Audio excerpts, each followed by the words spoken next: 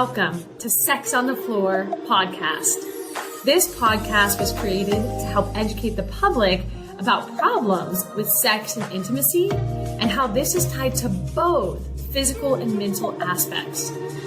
Hosted by myself, Dr. Molly Hart, a passionate pelvic floor physical therapist and owner of Pelvic Balance Physical Therapy, and by Dr. Katie Schubert, a phenomenal sex therapist and owner of Cypress Wellness Center.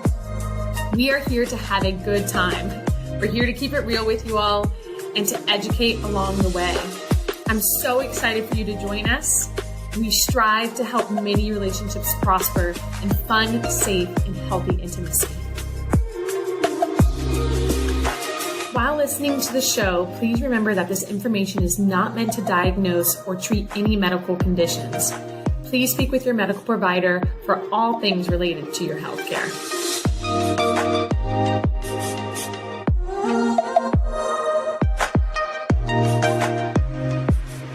Hello, all. Welcome back to Sex on the Floor podcast. It is Dr. Molly Hart and Dr. Katie Schubert here again for another fun episode of Who Knows What. No. Really. But no, so today what we're going to be hitting on is, I'm sure some of you who are listening to this podcast maybe know the book Come As You Are by Emily Nagoski. I'm not saying her last name right at all. How do I say her last name? Sounded good to me. Okay, well, it's going to be good enough. By the way, I always butcher things. So if you're listening, just expect that with me, and I don't really care. You can correct me, but I've been corrected my whole life. It's not going to get any better. That's my dyslexic brain. It does its best. Anyways, she has 3 books, and Come As You Are is her very first one. And so I'm really diving deep into these books because I need to, considering what I do for work. But I have been making little handouts and stuff for my patients. I'm trying to condense it down because there's a lot of information in there that so many women, if you are a reader, read this book. It is life altering. If you're dealing with difficulty with intimacy with yourself, with your partner, read this book. It's that good. But there's one concept so far that she's gone over. It's pretty soon in the beginning of the book that's called brakes and accelerators. And I want this episode today to be focused on that because intuitively, I've always known this, and maybe so have you, those who are listening, but this is the research and the actual terminology behind the brakes and accelerators and understanding why is it that so-and-so seems to have such a high libido and always wants to have sex, and why do I never want to have sex? What's wrong with me? And I want to get that out of your mind because we all have different desires for intimacy, and it's always going to be a changing pendulum. So it's not the same. If I'm always horny doesn't apply all the time. Maybe I was before I had kids, maybe I'm not anymore. Maybe I was in this relationship, maybe I'm not in this relationship. So it's important to not label ourselves, and instead we're going to go over brakes and accelerators so you can understand why you're behaviorally motivated or completely not motivated to want to be intimate. So we'll kind of go from there. Yeah. So, anything you want to add, Katie? Everyone always asks me, what book would you recommend us read? And that's always my number one choice for couples. Yep. And usually when they read it, that's the part of the book that they come back to me with. Well, I just realized that I have really sensitive brakes. Yeah. Not a whole lot of accelerators going on in my relationship. The interesting thing is that a lot of the brakes and accelerators in your life are non-sexual things. So it's not like foreplay is an accelerator, right? It's all of the non-sexual things that happen throughout the day that are your brakes and accelerators. Yeah. So I think that's an important part to consider right off the bat. Yeah. So what do we mean by brakes and accelerators? So I'm looking at her book. I wanted to there is a researcher who came up with this, and I was trying to find their name, but I can't find it. It's called the dual control model to help people understand how their sexuality works. Dual control model. I don't remember the person who came up with this. I was trying to find their info. But in her book, like something she'll just kind of reading a little bit from it is first, accelerators and brakes are traits that you are born with that remain more or less stable over time. So I want to start there. These are traits that we are born with that remain relatively stable over time. Okay, that's really cool to understand because if we understand our own brakes and accelerators, we understand ourselves. That's what that means. So there are people who are really sensitive, have really sensitive, what we call accelerators. So an accelerator is something that's going to make you want to be intimate, makes you have this sexual need or desire. Some people are very not sensitive. So if we think about a sensitivity scale, you can be really high on that sensitivity of accelerators and you can be really low on that. Accelerators are completely in their own box. And then we've got the brakes. These are not the same. The brakes, you can have very sensitive brakes to not wanting to be intimate. Brakes meaning, like, I don't want to think about sex. I don't want to be intimate. Don't touch me. Leave me alone. Some people are really sensitive and some people are not sensitive. So let me give a couple of examples. Let's pretend we have somebody who has really sensitive accelerators. And I'll give some examples of what those accelerators are in a little bit. They have really sensitive accelerators and they have really desensitized brakes. So their brakes are really low. That person is going to be what our society would deem as somebody who is always like very turned on, easily wants to have sex. They're probably going to have a very active, maybe even chaotic sex life. They're probably going to take a lot of risks. They might be somebody who cheats a lot. They might be somebody who's deemed even like a sex addict. Like these are terms that society is going to maybe call this person. Um, Unless they can have some control over it. You could also have somebody who has really desensitized accelerators and really sensitive brakes. So think about that. If I've got sensitive brakes, that like makes me not want to be intimate, and I have not very sensitive accelerators, I'm somebody who's not going to want to be sexually intimate very often. And society may call us asexual. And there's a lot of different terms. Those are people who are probably more so coming to see a sex therapist, I would assume, Katie. I don't know. Because those are the individuals who are typically seeking therapy and care most because it's more of a problem as far as being able to be in a relationship. Yeah, I think the people that I see most, like I work a lot with couples, is when people don't understand the brakes and accelerator analogy, or if they have different brakes and accelerators, Yes. right? Like for instance, if one partner is trying to connect sexually with their partner with the use of these things and it's just not working, Yeah. it means that you're not necessarily speaking your partner's language in terms of like sexual intimacy. And it happens a lot. Something that I see a lot in couples that both work outside the home, specifically like heterosexual couples where there are a lot of like societal standards about like women's work at home and men's work at home. And we're getting away from a lot of those scripts, but at the same time, like they're still in the back of our heads. Like moms need to Yeah. cook dinner, they need to give the bath, they need to get ready for bedtime. Even when both people are working outside the home. So what I see a lot in these heterosexual couples where these gender scripts are still present in the back of our head is that the male partner just isn't doing like their quote unquote like fair share of uh household labor. And when they pick that up, that can be an accelerator for a lot of women. Like a lot of the burden is taken off of women. They don't feel like they're stretched, working 8 hours outside the home, coming home and doing all of the household labor. So that's one thing I see a lot. And when I use a terminology that we're talking about here to explain it, it just clicks. Yeah. A lot of what psychology is being able to explain something simply so that people can understand what's happening in their head. Because when you're living inside your head, it can feel pretty chaotic and you might not know what's happening. So books like this one, The Come As You Yeah. Are, and It's being so able to good. use these terminologies help people kind of categorize what's happening in their life so that they can fix it. Right. Yeah.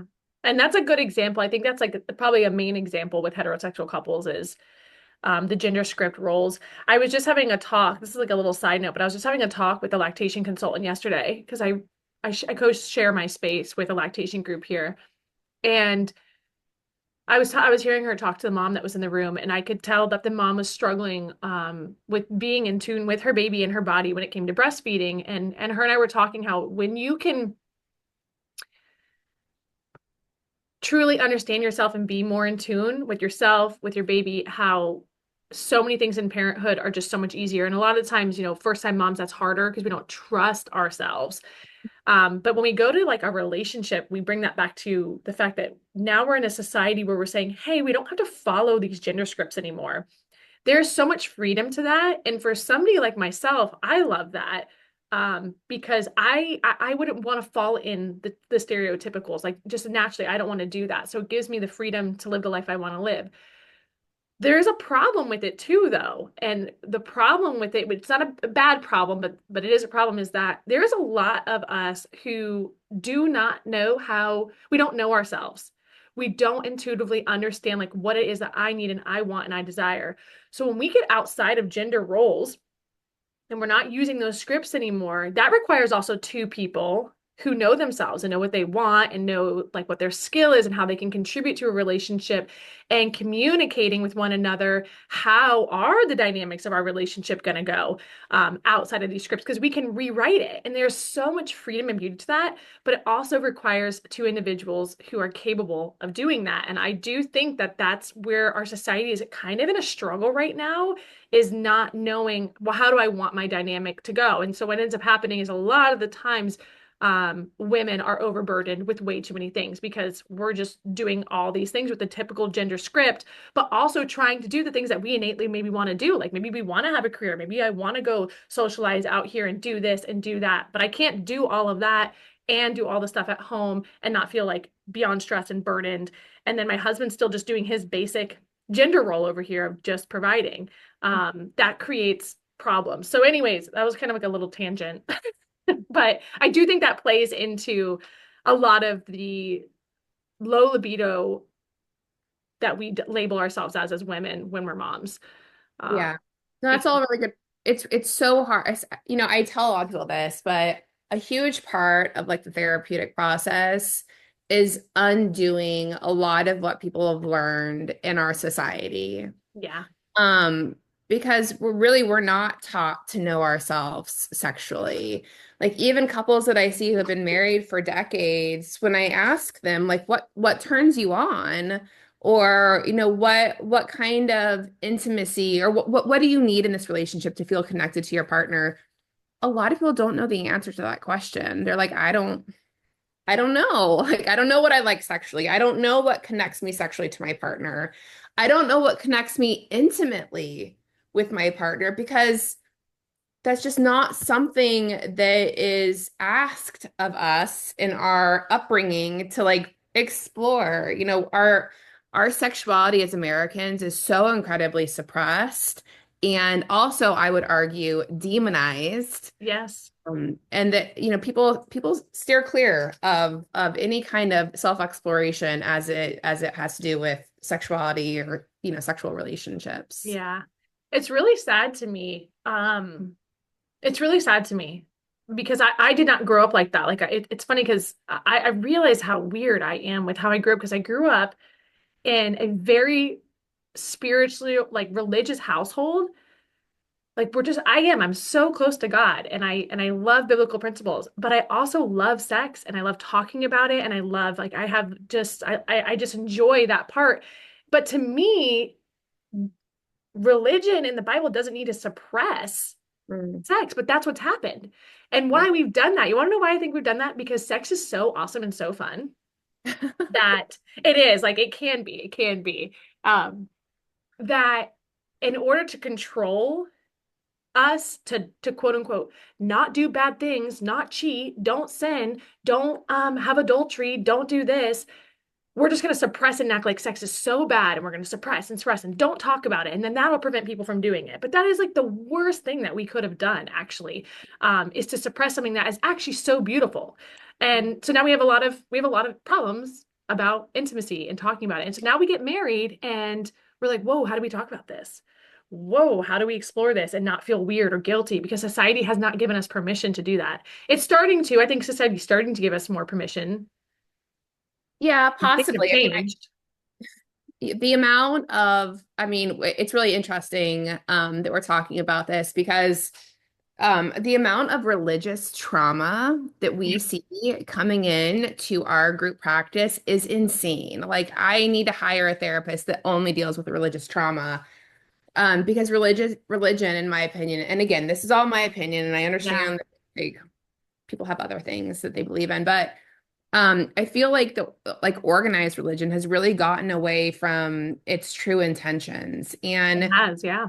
the way that organized religion treats sexuality, I feel like the reason why it treats sex and bodies, sexual bodies, the way that it does is because when you shame someone, they become a really easy person to control, right? Like if Yeah. someone feels ashamed about their body or their sexual experiences or their identity, um, they then become a pretty easy person to control. And the institution of religion, in my opinion, has become about control and not about the principles that a lot of religious people, perceive Yeah. it. I know, I agree. I just think in general, this is what something I've been working through myself is that I find so fascinating. So I am just I love the Bible and the scripture so much. I really do. And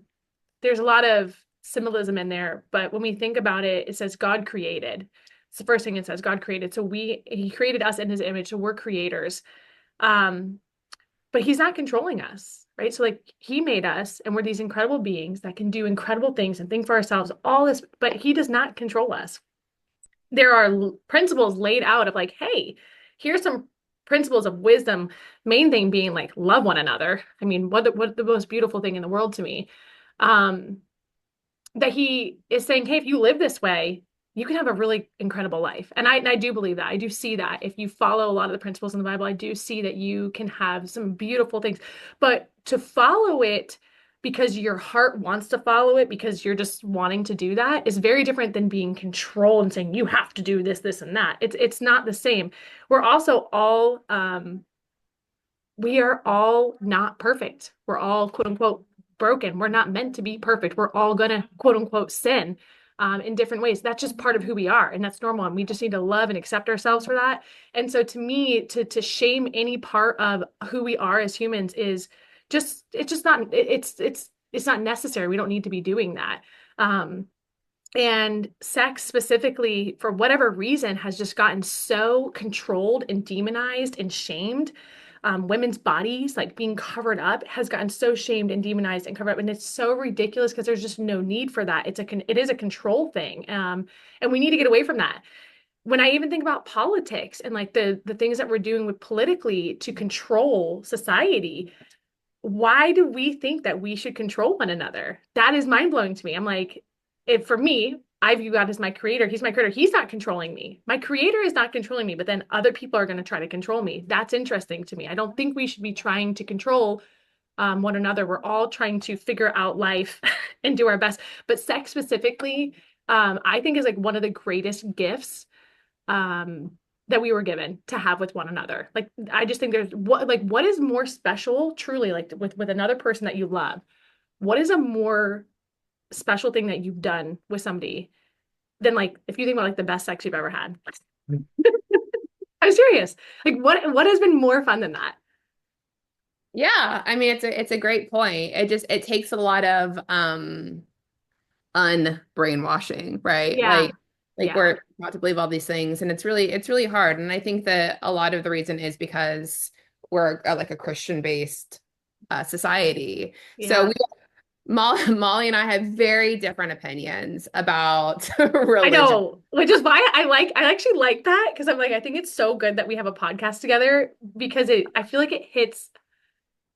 I don't know. I think it's good. I think it's so good to hit on like the scope of all the different things Yeah. that people can think. And we're only still just two people. There's still. I know so many other viewpoints and perspectives. But yeah, I think, by my very nature of work, I am positive I have become like tainted to organized Yeah, religion because I hear all the stories of like religious trauma and all the ick I know. associated with the organization. So it's There's a hard. lot of ick. There's a lot of ick. Yeah, and there's a lot of damage Yeah. that's done to people because of the organization. But I hear what you're saying, and I think there's a lot of validity to what you're saying. It's unfortunate that people have lost sight Yeah. of. You know what though ultimately it comes down to though, Katie, is if you think about it, this is just my thoughts. Everything that humans touch has a lot of ick. Like really though, like So true. government, government, a lot of ick. Yeah. Um, each political party, so much ick. Every organization that you can think of that's supposed to be the greatest organization on the earth, that's supposed to do the greatest things in the world, they all have so much corruption and ick. Because in all reality, we are human and we are not perfect. And we do unfortunately succumb to greed and power and ego and all these things. And so anything, even if it's intended for good, it's gonna have ick on it because humans are in charge of it. So Very like that's how I view it. So I'm like, yeah, organized religion has so much ick, so much ick. The problem with organized religion with this ick is that there's so much power. The problem with politics with its ick is that there's so much power. The problem with the police force with their ick is they have so much power. Doctors who do bad things is because they have so much power with their ick. That's where like the disgust and we're like, ew, like what are you doing? And that's why we have so much like fight in us, I think, to be like, whoa, you can't do this with Yeah. law enforcement. You can't do this politically. Like, we're like, what are you doing? Even though Hmm. I don't think it'll ever stop, but Yeah. I think we say all this to say, yeah, I like, know we're like trying little it. tangents.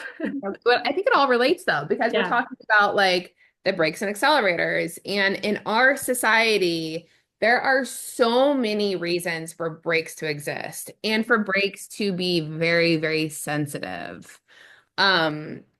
Whether or not it's how you grew up or the messages that you learned about your sexuality or your sexual body or your identity in some way. There are so many breaks. So Yep. breaks are really easy to access in our society. It's the accelerators that people have problems with typically. Well, in my line of work, it's the accelerator. Okay. That's good to know. So Yeah. let's give some examples of breaks. So like I'll give an example of a break. And you know what's interesting too, and I love that she says this because I just love it. If you're in a stress response, Hmm. accelerators becomes brakes. Okay. Hear that again. If you are in a stress response, majority of accelerators now become brakes. So what does that mean? I'm married. I have no kids. I'm laying in this beautiful bed with my husband, and he rolls over and he rubs my shoulder and he rubs my back, and I'm just like, ooh, I just get turned on. I love when he touches me like that.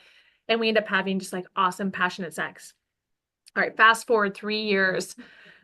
I have a baby. I just gave birth. We have a 3-month-old baby. I'm laying in the same bed. My husband rolls over, he strokes my back. Okay, same accelerator. This time my body recoils. Oh, don't touch me. Internally, I look over, I touch him, I say, not tonight. Because internally, why? I haven't slept in months. My body, I'm in a body I don't love, I don't like, I haven't accepted it yet.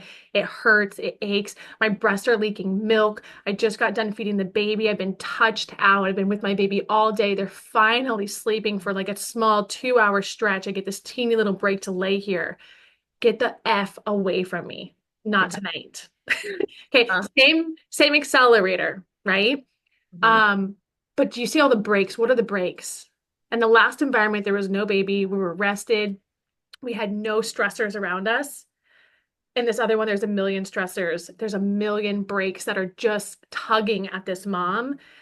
Doesn't want to do it. But then the husband, interestingly, is going through the same experience and he doesn't have those breaks. Well, because he might not be sensitive to those breaks.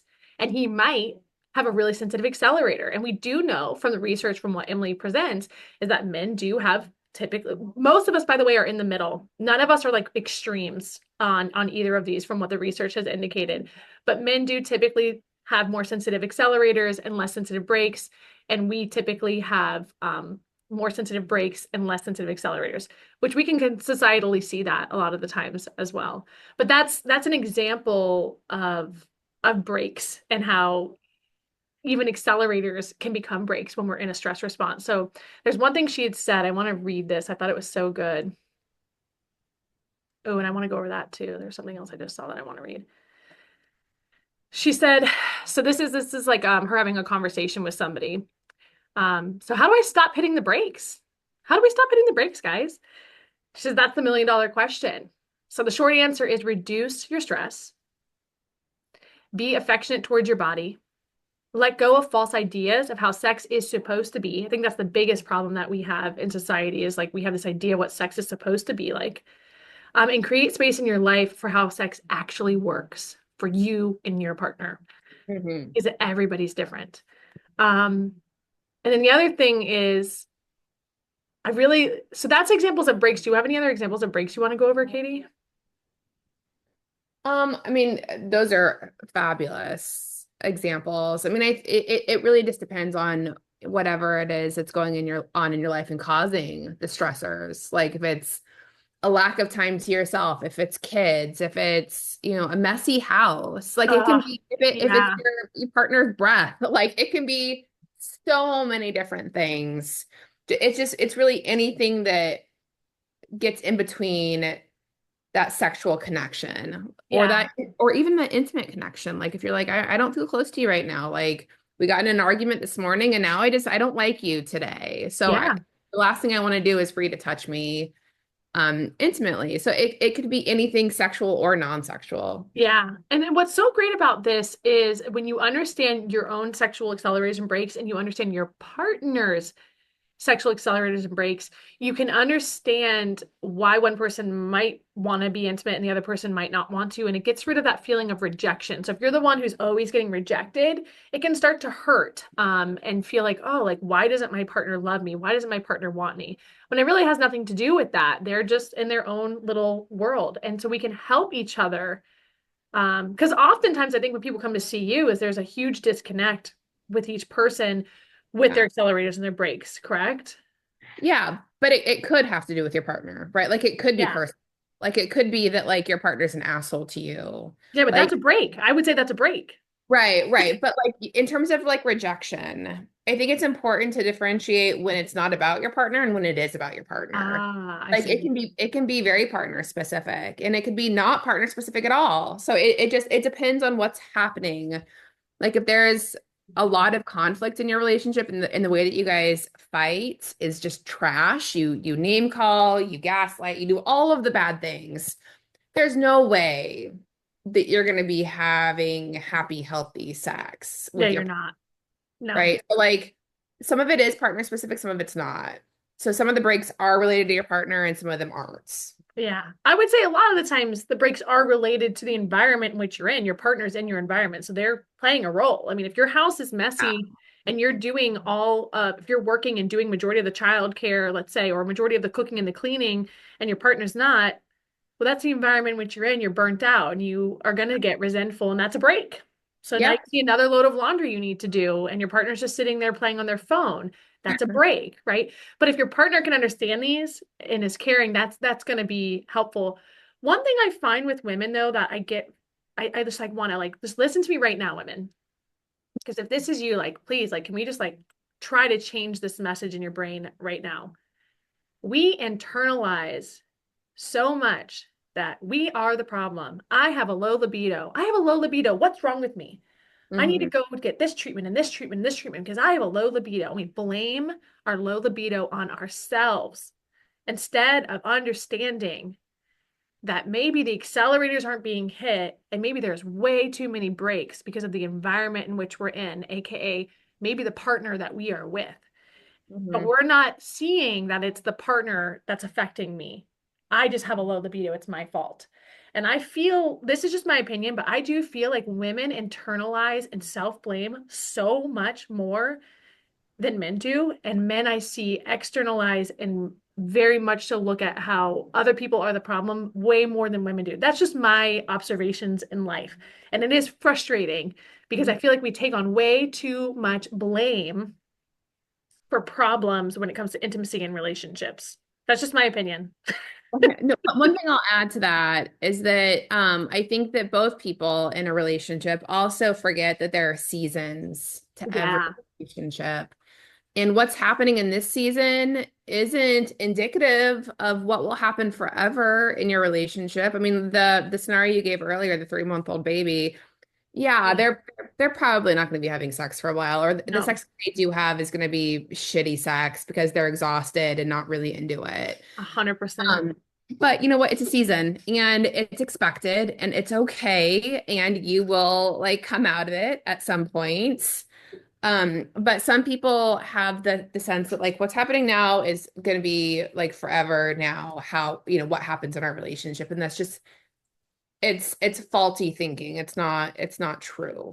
Yeah, that's really important. And that goes beyond just intimacy. That's just like life in general. And relationships in general is there are seasons and it's not permanent. It's trying to get through those seasons and again coming down to like understanding ourselves and our partner like this why are we in this season and does it make sense? Yes. Like no, it always makes sense. All it comes down to is just loving and understanding one another and being graceful with one another, especially when you're in a hard season. Um, but that's hard to do, and that takes a lot of emotional intelligence on both people's sides and communication. And that's where I think societally we're seeing a shift in that, but we're not there yet Mhm. fully. And so it's hard. Yeah, it's very hard. I mean, societally, like a lot of things are shifting, and things are becoming more equal, and all like a lot of good things are happening in terms of like family units and like gender equality and marriage equality and all the things, but there are still a lot of stressors that probably will remain outside of our control Yeah, as, as individuals in a relationship. 100%. Last thing that we'll go over, and then we can wrap up today's episode, is I want to go over some sexual stimulators. So, like, what are cues that women specifically found turn them on. So she gives some examples. It was a survey done by Katie McCall and Cindy Meston. Asked women what turned them on. And so the devotes were what people said it was 4 categories. So I want to give you an idea of like what could be my stimulators from a women's perspective. So one of them, the categories was love and emotional bonding cues. So this is feeling loved, feeling secure, feeling safe in your relationship, feeling an emotional closeness to your partner. So think about like if you're sitting there talking and your partner's actually actively listening, they're um, maybe repeating what you're saying, they're reflecting, like you feel seen.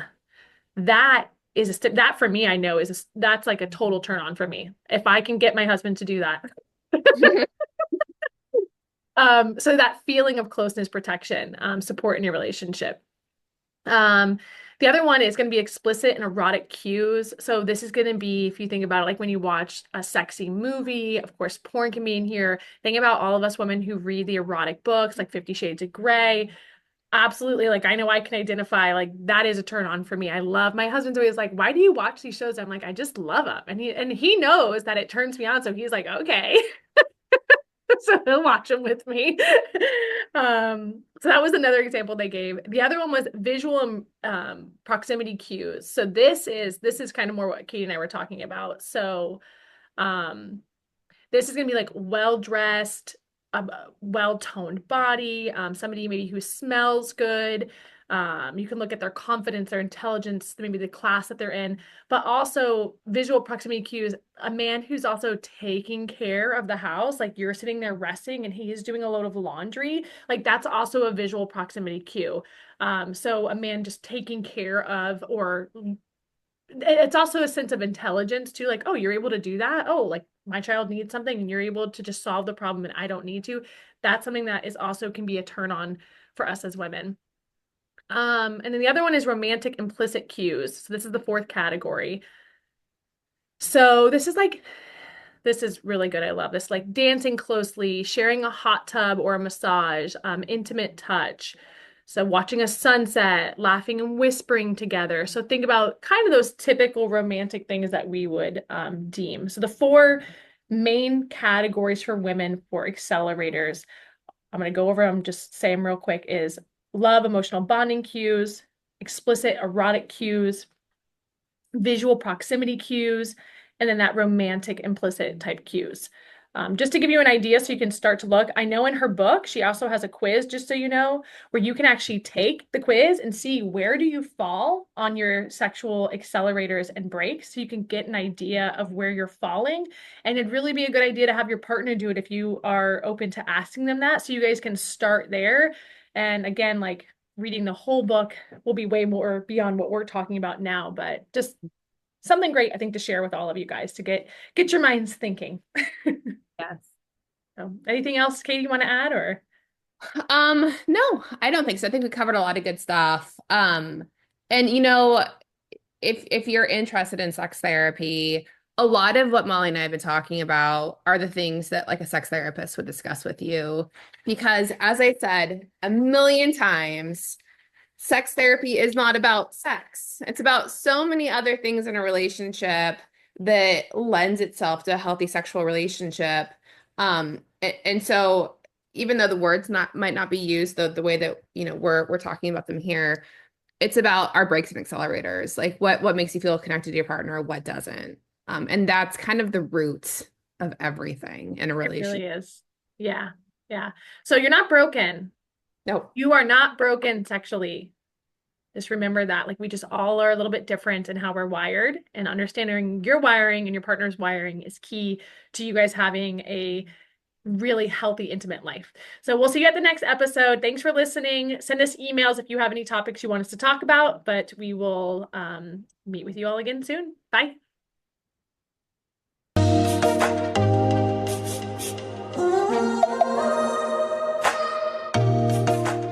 We are Dr. Molly Hart and Dr. Katie Schubert, and you've been listening to Sex on the Floor podcast. We really hope that you enjoyed this episode. If you have any questions and want to get in contact with us, you can follow us on Instagram at Dr. Molly Hart and at Dr. Katie Schubert, on Facebook at Pelvic Balance PT and at Dr. Katie Schubert. And for more information about us on our websites, you can find us at pelvicbalancept.com and at drkatieschubert.com.